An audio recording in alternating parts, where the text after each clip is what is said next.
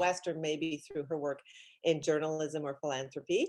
But she is currently the Director of Communications at Brain Canada. She was formerly the Associate Director of Communications at the MUHC Foundation. She was the Assistant News Director and Senior Producer at Global Television, which is where I had the pleasure of working with her. And prior to that, she was Comms Director at the Institute for Research on Public Policy. And prior to that, she was a reporter at Global Television. So she's kind of gone back and forth between journalism and communications and philanthropy. And so, Kate, I kind of wanted to start the conversation with your latest move from journalism into philanthropy, and why you made that move, and what you've discovered since making that. Mm-hmm. Thanks, Jamie. And hi to everyone. This is really fun. And thank you, Deb, for organizing. I hope this series is the first in a lot of different kinds of virtual series that we do, because I think it's fun to bring members of the community together in this way. So it's fun for Jamie and I think, to have this conversation with you all here, because Jamie and I have worked together in different capacities. You know, I think I was an editorial assistant initially in Quebec City. Hi, Jagger. And Jamie was actually, I think, on a mat leave at that time. And I really started working for, as a journalist, but kind of telling community stories. So I have really gone back and forth between journalism and PR in a way over the last 20 years. But I think the common theme for me has been telling stories about my community and with purpose and with intention. And so now being in philanthropy, working at Brain Canada, but even when I left Global a few years ago to work at the MUHC Foundation, it was very appealing to me to tell a story that I thought would actually make a difference. And I think journalists do think that the work they do makes a huge difference in the world. But I got to the point where I wanted to help the people that we were telling the stories about. I wanted to, provide a warm blanket if we were sitting beside somebody who was really cold and shivering. And I think you felt that too over the course of your career, Jamie. But for me, it was an opportunity to really start taking some action about some of the problems that we were seeing and identifying in our work as reporters and producers. Well, you started with your work at the MUHC Foundation, and that's where you really discovered how storytelling could be key and is key to fundraising and to getting the message out about the important work of these foundations. So that's the sort of the theme of this talk. Tell me a little bit about how you first discovered that. So when I left Global, I left because I'd had a third child and I had taken a longer mat leave, and I wanted really to have a lot of control over my day. And I wanted to be able to work remotely and be able to be around when I needed to for the kids. But I didn't want to give up writing. And so I started as a sort of staff writer for the hospital foundation, but that only lasted about 3 weeks. And then I was promoted really quickly to a managerial role because of a transition that was happening at that time at the hospital foundation. So I got a chance, I think, to then start aligning the storytelling with the strategy. And a lot of the work that so many people do in fundraising, they really need to work hand in hand with communications professionals to be able to say to our community or whoever our audience is, this is why this matters. Yes, we're asking you for a donation, we're asking you to support us, but here's why, and here's why we need you. And it's sometimes it's about major gift donors, but a lot of the time it's about neighbors and friends and people who are really at a grassroots level, who are not giving exorbitant amounts of money, but who want to together collectively have an impact. I'm muting and unmuting today because my dog is not being really cooperative for our car. It's because he likes you, Kate. I hear Kate's voice. I miss him. Yeah. So rock, yeah. Okay, so that was what you discovered at the MUHC Foundation. And I know at that foundation, you told a lot of compelling stories about what was happening behind the walls at that hospital. Mm-hmm. And from there, you were recruited because you're so good at what you do to move on to Brain Canada. So tell me about that transition and some of the work you're doing now at Brain Canada. Sure. And I'll share with you before I talk a little bit about Brain Canada, I was reflecting on what has really stood out for me in my time at the hospital. My mom was a nurse at the MUHC, then Royal Vic, for many, many years, did a lot of work in diabetes research. So I really cared about the hospital that served us all.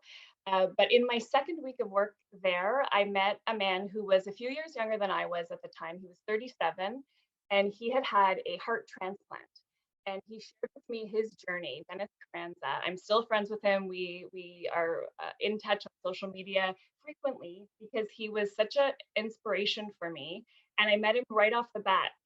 So yes, it was about meeting the researchers and the staff at the hospital, but it was really also about the patients and the people who needed this kind of care, who then went on to become advocates and to be able to speak out on behalf of anybody else who had some kind of problem, that needed addressing in the way that they did.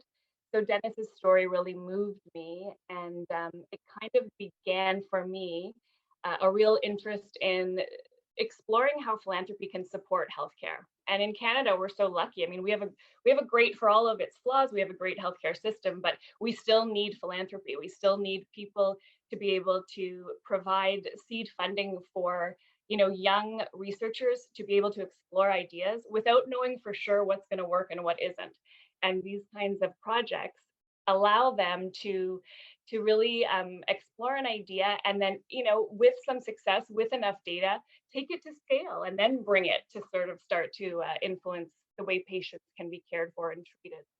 Um, so when Brain Canada approached me this spring in the middle of the pandemic, when we were actually having a really, really active period at the hospital because we were fundraising for COVID, we were fundraising for our COVID-19 emergency fund, and telling a lot of stories around that challenge for the hospital, that Brain Canada approached me, and we spent a few months talking about the kind of work I could do with Brain Canada, because Brain Canada is unique. It's a charity that is based in Montreal, but it really funds researchers across the country. So it's not connected to one particular institution in the way that the MUHC is connected to McGill, and Sick Kids might be connected to University of Toronto. We fund researchers from any university and any institution across the country who are doing really important work in brain science. So for me, it was sort of the next challenge. And though it was hard to leave the hospital, that's part of our community, I really I didn't feel that I could turn it down. And I'm really in the early stages. I'm just a few months in, but I'm enjoying it tremendously. So you have a team under you at Brain Canada. I think one of your team members, at least one, is on the line here today. You're working with a small group to tell these important stories on behalf of these researchers, because really the idea, and correct me if I'm mistaken here, but it's to tell these stories so that the researchers can have money to really do the work that they critically need to do in brain diseases, and also you said in mental health as well, right? Yes, and it's fun to have Melissa here. I don't see you, Melissa, but Melissa's a new member of our team at Brain Canada. And what we're doing, yes, there is a fundraising component to some of the comms work we do, but we do also, through our partnership with Health Canada, we are required to disseminate the research. So we see ourselves as a kind of public awareness body, actually. So we tell the stories that we think Canadians should learn about, and not necessarily as a means to an end, but really because we think it's important for people to be able to understand the research that's taking place and to inform themselves. There's this whole new notion. It's new to me. It's not new to a lot of people who work in this field, of the patient participant. And I love that idea, because we've all been sick and we've all known what it feels like to feel helpless and vulnerable. And if you can take an active role in your care and work alongside, the people who are exploring the science to help you get better, it's really empowering. And that's something that Brain Canada can do in a very compelling way, I think. Amazing. Well, you talked a little bit there about how Brain Canada is a national organization, and it was a difficult decision for you to move from the MUHC, which is so local, to a national organization. But you certainly, Kate, have not lost your community connections, and especially in Montreal West. So I want to talk a little bit about that. Your Mo West roots. I mean, I know you went to Royal West Academy, and what made you bring your family back there? And tell me about your connection to that community. So I'm from a fairly big family, I guess. I have three siblings. All four of us went to Royal West. We grew up in Lower Westmount. So we went to public school there, to Roslyn, an EMSC school, and then we all went to Royal West. And then we sort of split up and went in different directions. But I had a lot of friends who grew up in Montreal West, and I loved the neighborhood. When I first moved back to Montreal, because I studied my undergrad, I studied out east at Dalhousie in Halifax, where I met my husband. So he's a Nova Scotian from the Annapolis Valley, who loves kind of wide open spaces and green. So when we moved back to Montreal, we were living on the plateau in a very small flat on Carrie St. Louis.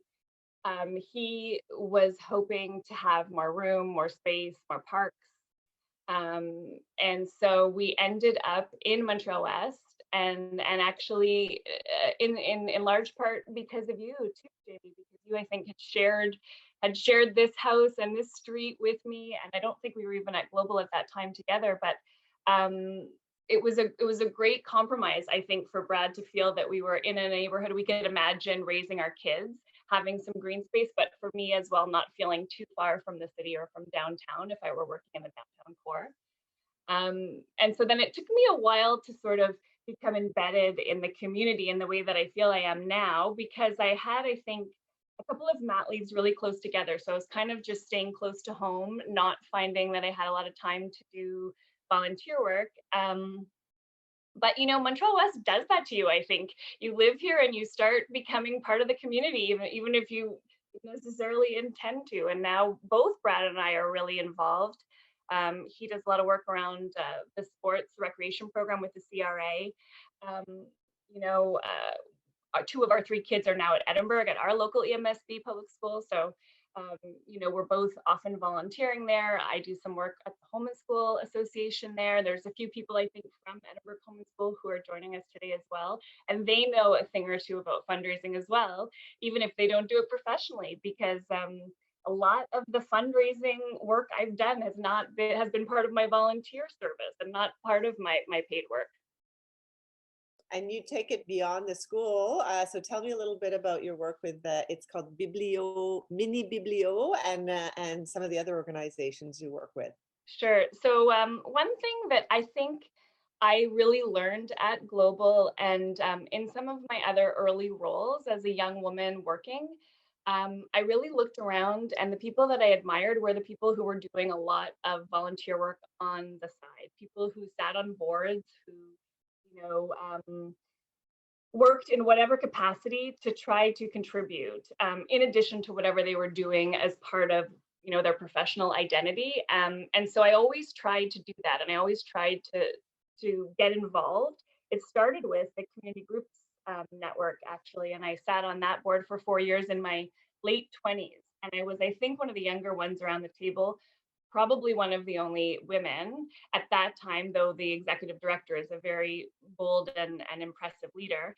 But so that sort of, I took that approach into my community and family life, and worked on the boards of daycare as well as the home and school. And then wanting to get involved with kids who don't live in this community and kids who live in other communities and maybe other communities with fewer means or resources. And that's what led me to Mini Bibliothèque, as well as the Weird Al Foundation. And so I have been on the board of the Weird Al Foundation now for actually a bit longer than Mini Bibliothèque.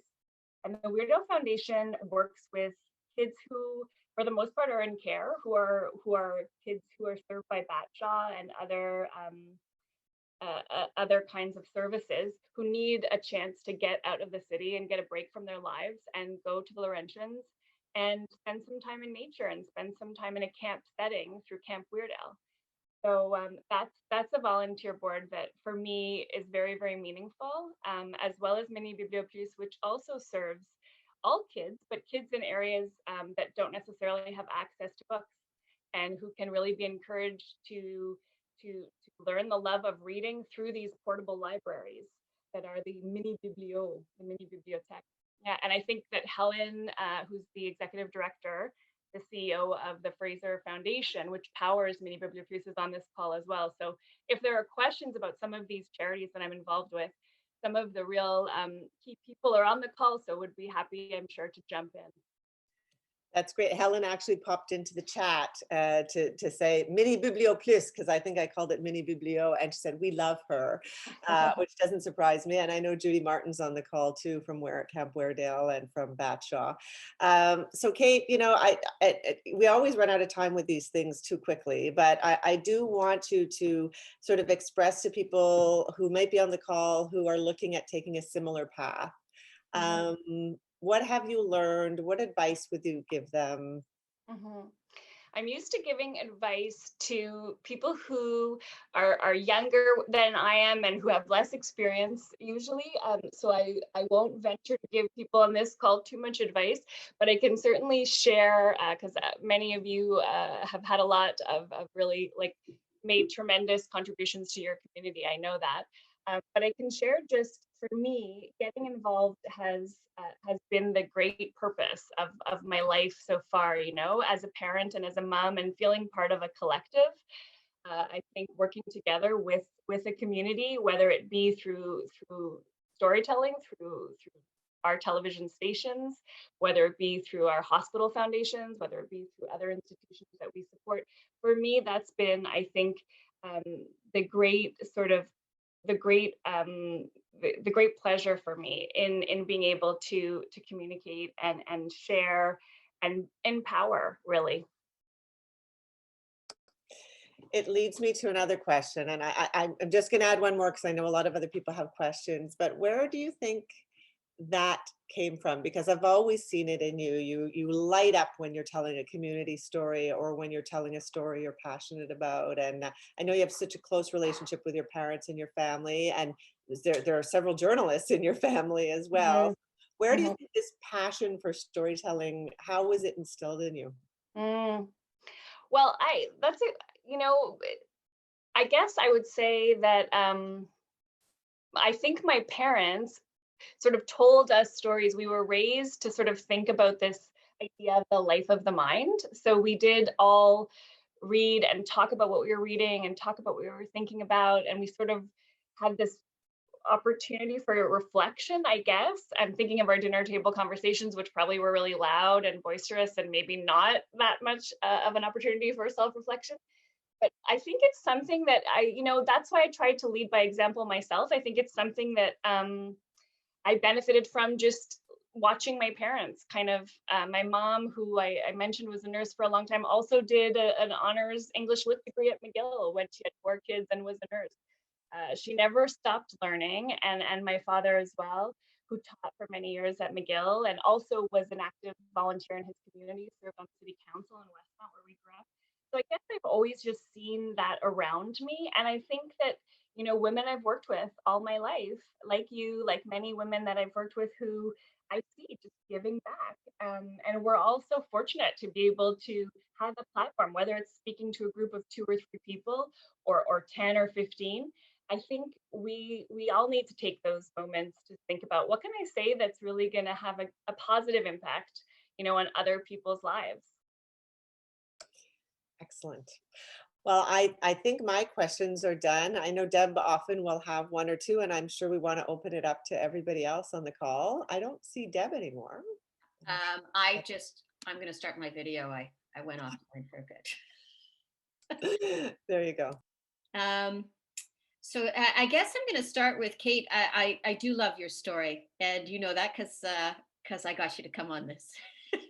Not only because you run with me and you're nice and you let me run with you, but because I do love your story and I love your passion for your community. And I take your words to heart, because I'm now in the position, I've never been in this position before, where I work for a community organization as opposed to working for profit. So I did spend my life working in a for-profit environment and basically volunteering for boards and things like that. And it has been an incredible ride. And now, you know, the one thing, and I will say to you as a fundraiser that I've learned, and I want to know if you agree with it, I am much bolder in asking now than I ever was. When I was working for profit and I was a volunteer, I was very hesitant to pick up that phone and ask someone for something. And I'm no longer that anymore. So that's the one thing I've learned is just ask. Mm-hmm. You know? Yeah, absolutely. Yeah. You know, And you and I mean, I think that our conversations when we run, and maybe your library members will believe this and maybe they won't, but we really talk shop sometimes when we're out there, because there's so many cool things about a public library. For me, it's like the microcosm of what our community is and what it should be. And so what you're doing and these kinds of talks and a lot of the work you're doing, I think, is a great model for all of us when we think about how do we bring people together, especially during COVID, when we're together but apart. We're apart a lot of the time. Many of us are you know, alone in our homes or with one or two people, and so we need to connect and we need to share our stories together. Yeah. So I'm going to ask you a very, in a way, personal question, but not really. It's an opinion question. So, what do you think is one of the major challenges facing Montreal West today I think, as a community? I mean, you know. right. I wonder, I mean, I think for demerged cities who are working within the larger City of Montreal umbrella, I think it's hard to be able to have the right kind of agency. I think Westmount, which has a much greater tax base for sure, does really well. I'm seeing things at Westmount that I would love Montreal West to model on a smaller scale. You know, to say nothing of the arena that they were able to fund with federal and provincial grants. I think that what Montreal West could do, because I think the will is there, and I've never seen a community so willing to help and take part. I'm sure you've had this experience. When you have an idea, people are on board, but I think we need really strong leadership to be able to start you know, broadening that base of support beyond our borders. I think we're in a position in Montreal West to be able to model some things in our communities that could benefit other communities in Quebec. So I would love to see a little bit more of more initiative. And this is something I'm thinking of, having 3 kids who all love sport and the challenges of COVID. I would love to see, you know, a refrigerated rink. I would love to see people, you know, really anticipating how they can help the kids in this community and beyond, really, because we border on Ville St. Pierre, we border on Lachine, we've got parts of Côte Saint Luc and NDG, and we could be a hub. We really could, but I don't see us playing the role that we could yet. I agree. I think making connections outside our little borders, outside our borders, is incredibly important, and but difficult all at the same time. You know, because there's all those jurisdictions that come into play. So it does make it a little bit more difficult. I'm going to put my view right now on gallery view so that I can see anybody. And if anybody has any questions, please raise your hand. Or also feel free to speak up in the chat if you're shy to talk. But yeah, if you don't have questions for Kate, I have one more, but we really like to hear from all of the people on the line if there are any. So I see Judy Martin has a question. If you just unmute yourself. Yeah, I'm unmuted. Thank you. Kate, was that the start of your campaign to run for mayor? No, it wasn't. What I was And hearing? no, it was not. That's not my question. I'm just teasing you. I'm just teasing. My question is, what do you think your children are learning from you? I hope what they are learning is that everybody matters, and that they're lucky and that they should pay it forward. I hope so. One of the things that I've been doing this week in the early morning with the woman who runs Camp Weird Al is putting together some electronic Christmas cards that she can send out. So when my son came down and wanted to watch cartoons Saturday morning, and I said, no, but let me show you this.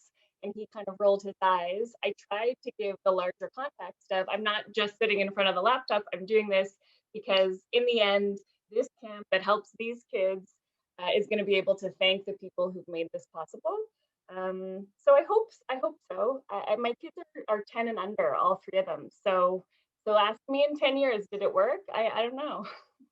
It's never easy. That's never easy for sure. It will have worked. Speaking from experience, it will have worked. I think that I think that kids inherently care about other kids and other people. I think they are in a lot of ways really unselfish people. And I think that when they see the adults in their life trying to take care of those around them, whether it's small ways, we've all had friends recently who are isolating because they've been exposed to COVID or they have COVID or they've traveled, dropping off something at their door, as you walk with your child to go and do that. I think that they're learning a little bit about being a good neighbor. And that's something I learned from my husband, actually, when he grew up in a rural part of Canada from the Maritimes. It was a little bit different when we lived in different areas in the city and in other cities in Canada. He couldn't believe when I didn't know my neighbors. When I lived in Quebec City for 3 years, I was in an apartment building. I had people whose door was just a few feet from my own. I didn't even know who they were. I didn't know their names. And I didn't think that was weird until, I started to understand what it meant to be a neighbor. That's what Montreal West, I think, has really taught me. Westmount, yes, because my parents were really involved in the community, but it's a bigger community, Westmount, actually, and there are many differences within the spectrum. And here in Montreal West, I feel like it's so small, it's a village. We all sort of know each other and see each other. And if we don't, we're friendly all the same. I do agree with you. This community, Montreal West, is in that respect quite special. Being the librarian, as I walk down the street, people yell at me, what color, like, oh, can I have my book? Or do you have that book? And it's like, oh, can I keep my book? And like, as if it's all in my head. I just go, oh yeah, sure. There you go. And things like that. And they expect me to know. But it's lovely because I've got to meet so many people. When I started in the community, like you, Kate, my kids were in hockey. We did nothing but hockey and soccer and all the other sports and through the schools. And you get to meet people. Now I've met another generation of residents and different perspectives, and it's all good. And I do like our community for that, is trying to bridge those generations. And we have some really interesting people that I've gotten to meet through that, of all different generations. So I think that's really nice. And I think we do have to build on that a lot more. And we could provide, there really aren't a lot of options for people who don't want to live in a single home. So there aren't really that many rental options, I don't think. And probably not places that are, would be more suitable for one person or one or two people. So there's probably a lot more we could do in that way if we wanted to have that multi-generation, so that people don't necessarily leave and move, somewhere else when their kids grow up and maybe they want to stay here, or maybe they leave, the home, but they stay in the community. I'm just going to read out a comment that Julie Ducharme said. I know I learned from my parents decades-long volunteer actions. Thanks, Mom. And also, there's a question because there was a quote that was attributed to Oprah, but we weren't sure if it's either Julie Ducharme's mom, Pauline, or Oprah. But potentially it's something like that. You can, as a woman, you can have it all, or as anyone, actually, let's not say a woman, you can have it all, but just not at the same time. And I do think that applies to all, everyone, not just females, but the whole spectrum. Well, that came up in the conversation last week when I asked Desiree the question about balancing it all. And I thought, Kate, and I think I mentioned this too, that the great answer that Desiree gave is, that question doesn't get asked as often to men, which is very, very true there. Although more and more, I think we're expecting more of the men in our lives and the men we're raising. But I did want to ask you that, because I think women who are doing a lot need to talk about how they're doing it, because I think it will support other women in trying to figure out how to balance all of that. And I like the idea you can have it all, but not all at once. But how do you do it, Kate? I think you're right that when we do talk about how we are managing, because what we ask each other is, how are you managing? Yeah, exactly. How are you doing it? Yeah. So I think it is actually necessary to have these conversations, even though it's true that as women, we sort of tire of having to answer them, because we do feel that we have to sort of explain the way we are organizing our time and prioritizing. But I would say in my case, and I think it's probably true for a lot of women who have kids who work and who volunteer in their community, my husband is incredibly active in every way. And his work, he's a pilot, so his work actually enables him to be home a lot of the day and a lot of the work day or work week. So we have been able to really pass the baton a lot.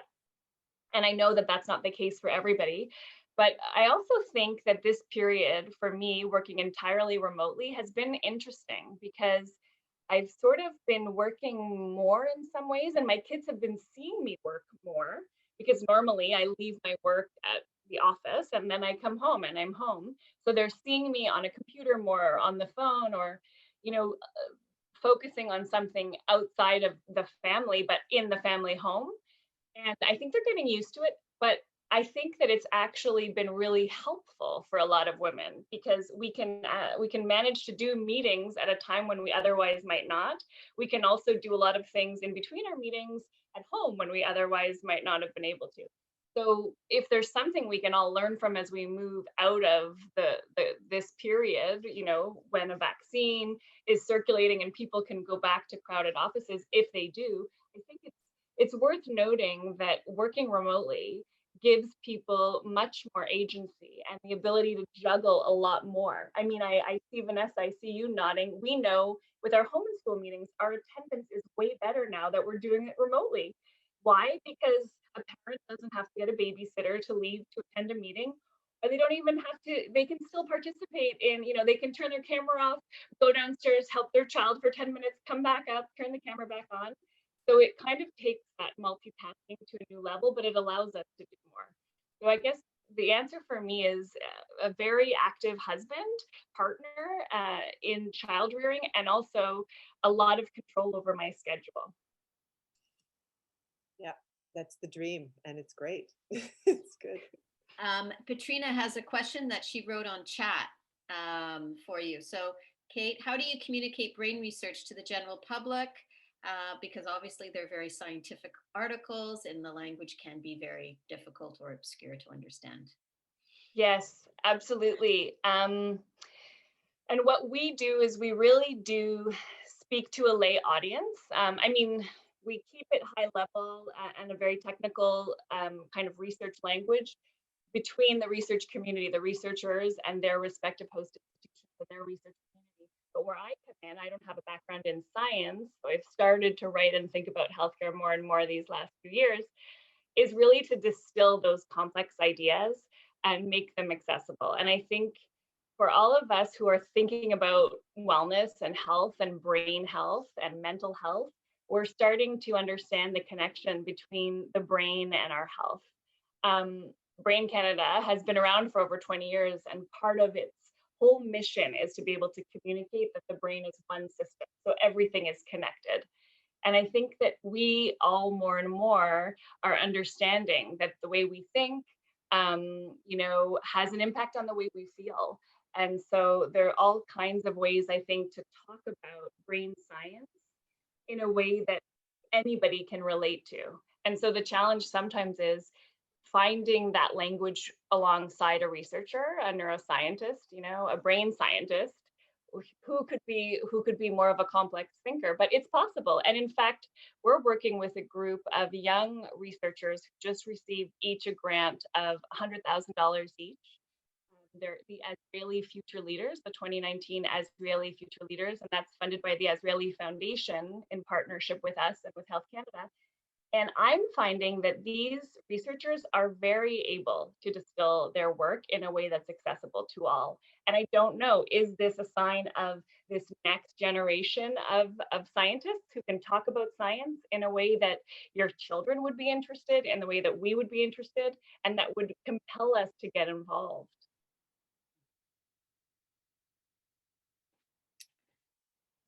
I have another question, if that's okay, because I don't see anybody else raising their hands. Kate, there's a couple of things. You do talk about successful fundraising and is as it is a storytelling. So I have sort of a two-part question is, what do you think the components of a successful campaign or story are when you're trying to connect with your community? I think that if you're trying to do it digitally, so if you're doing it through email or through social media, I think that it has to be a really narrow, specific kind of focus. I think, and that's where we're challenged at Brain Canada to think about how can we make it smaller and make it something that everybody can understand without, going too broad. Because I think, and this I think we all run into when we read the news, and I did even covering the news and helping shape newscasts, was if a problem seems too big and too overwhelming, we kind of just think it's a lost cause. We sort of like raise our hands in the air and say, okay, well, that's really unfortunate. That's too bad. I think when something is a little bit smaller, easier to digest, we can imagine how we can play a role and help. So if somebody were to say to me, how can I need to raise thousands of dollars for this charity project, I would say break it down into something really small. How can somebody think about helping you by giving a gift of $25 or $50 that's going to collectively together achieve that goal? And there's sort of these two streams of fundraising, and a lot of the work that's done with digital fundraising is not the major gift work. It's not sitting down with somebody and asking for a huge and large investment, but it is appealing to a broad base with an idea that I think many people could get behind. So it could be something as simple as, buy a book for your local library, donate $25 and donate a book. And it's together, you could imagine we could all build a library or something like that. That's a great idea, actually. Are you taking note, Deb? There you go. There's a note in here from Melissa, who I know you adore as much as I do, Kate. She says, thanks to both of us. She's known us for most of her adult life, and she's seen the great work that we do for others. As someone who's looking to get more involved, do you have any tips on how to find boards and organizations to join? I would just say, can I just say one thing? If you're on this call and you're looking for someone for your board, Melissa's amazing. So that would be the first thing. But Kate, you go ahead. We'll take her. Yeah, she's amazing. I think asking the question you've just asked in the chat is the beginning. I really do. And to your point, Jamie, just saying it out loud to people, do you know of any boards? Here's what I'm passionate about. I mean, for me, my area of interest is supporting kids, and it's supporting kids who are vulnerable and helping them. And I think whatever your passion is, you can start to meet those people and really ask, because I think that there's really so many organizations that would love to have a young person get involved. And I think sometimes people in their 20s don't feel that they can offer something and contribute, and it's really au contraire. Like, you're a very valuable demographic to be participating in some of those discussions. And Judy, who said, I think we'll take you, Judy, maybe Judy, you could say a little bit about the Weird Al Foundation if you'd like, because I think it's something that could appeal to others as well, and to Melissa. Well, I'm not going to totally bang the drum for Batch on the Weird Al Foundation, because there's other people that are involved in other groups. But my answer to your question, Melissa, is figure out what you want, what you're passionate about in terms of the kind of people you want to help, number one, whether they're adults, whether they're kids, and what kind of field. And then from that, there's a lot of us on this call. I've just sent you my phone number, so you can call me. Figured I'd get it before Helen got it there. If she's still here, she disappeared from the call, Helen. But you just have to figure out what you're passionate about, really, and not have other people tell you what you would be good at, because volunteering is a lot more time than you're going to think it's going to be. My adult children see the amount of time I put in, and this summer, because of the pandemic, one was with me a lot more than he normally would have been, and he just casually at dinner said, for one regional health board I'm involved with, what do they pay you for that, Mom? And I go, they don't. Because it can end up, especially in a pandemic, I think most people on this call that are working or volunteering, the demands on our time have grown rather than shrunk in this pandemic, because you're trying to come up with strategies that are very different than otherwise. So figure out what your passion is, because then the reward is very great. Not financially though. Actually, it can be financially, and I'll give myself as an example. I got my current job because I volunteered at Batcha, and I did volunteer fundraising, and I now work for a private foundation that I used to bake for. So that's how I got my job, because I was known to them. They saw how I interacted and what kind of a person, and they came to me and said, we think you would be good at this job. So it can lead to professional opportunities. And they were right.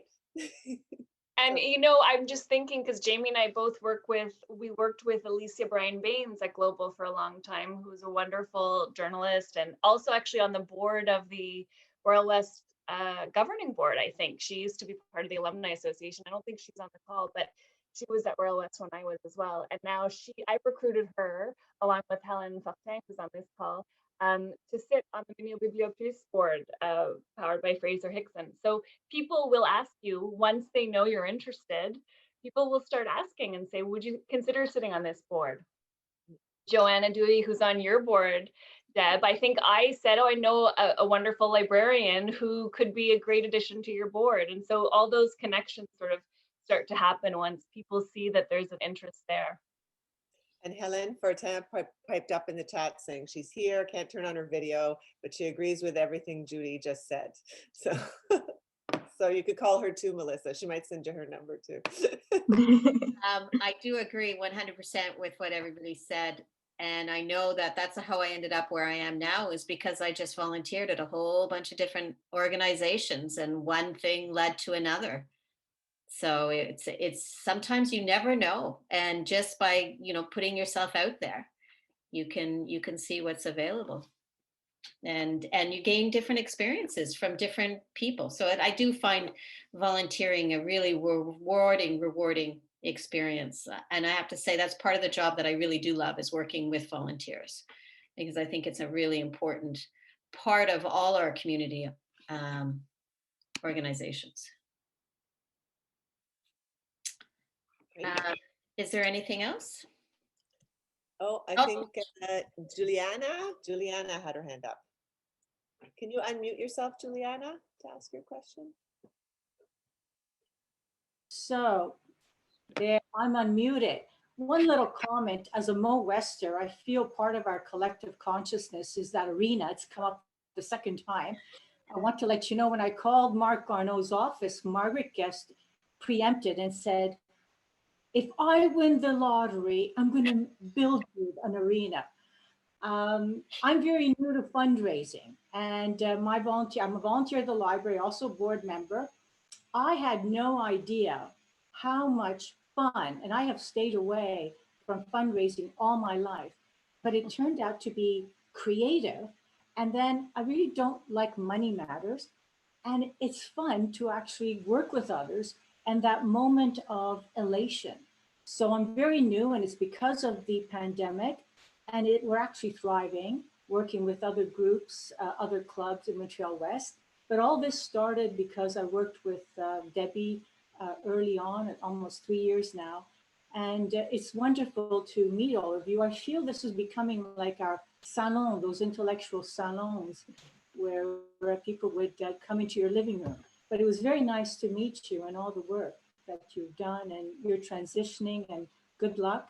And thank you, Debbie, for this opportunity of volunteering. I am new, so I'm learning how you have to not only tell the story, but cultivate the relationship with your donors. And that could take more than a year or so. So it's really a learning curve for me at this point. Yes.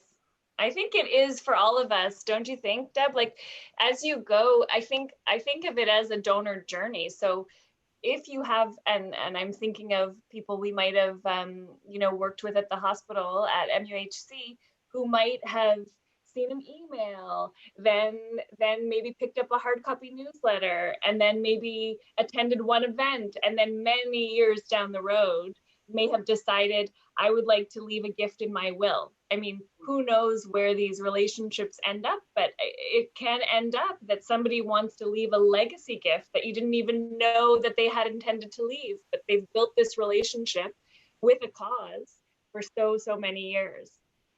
So it's definitely that long view, I think.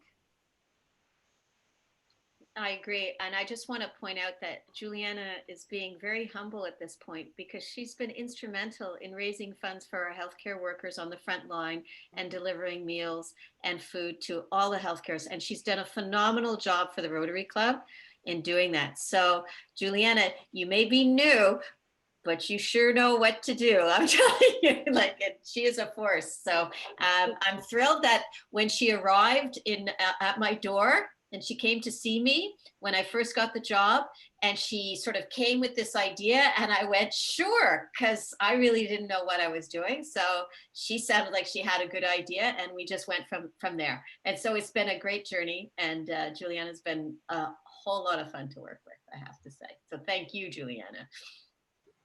Great. And Kate, Ange sends you a message. Kate, thank you for all you do to help others and for being a beautiful neighbor inside and out, which is true. I can go knock on Ange's door. She really does live 2 doors down from me. That's great. Are there any other questions? Have we missed anybody who wanted to say something or ask a question? Or Helen is leaving a message. Helen, being a member of Association of Fundraising Professionals, also has a lot of resources. Thank you all. Great stuff. Oh, that's great. That's great advice. They have a lot of workshops, I think, too, Juliana, if you were ever interested, or even webinars. I just joined this year myself to the Quebec chapter of the AFP, the Association of Fundraising Professionals. Thank you. All right. All right. Jamie, do you want to wrap it up, or should I? I was going to say, Deb, do you want to wrap it up? Go ahead. Okay. Well, anyways, I guess that ends our series, Women in Philanthropy. Again, I want to really thank Kate today for her talk, and Jamie and Rachel and Desiree for their previous talks. I am still recording. Yes, it still says I'm recording, so that's good. And so I will be making them available through our website later on in a week or two. Again, I want to say a huge thank you to Jamie. Jamie, you have elevated my talks to another level.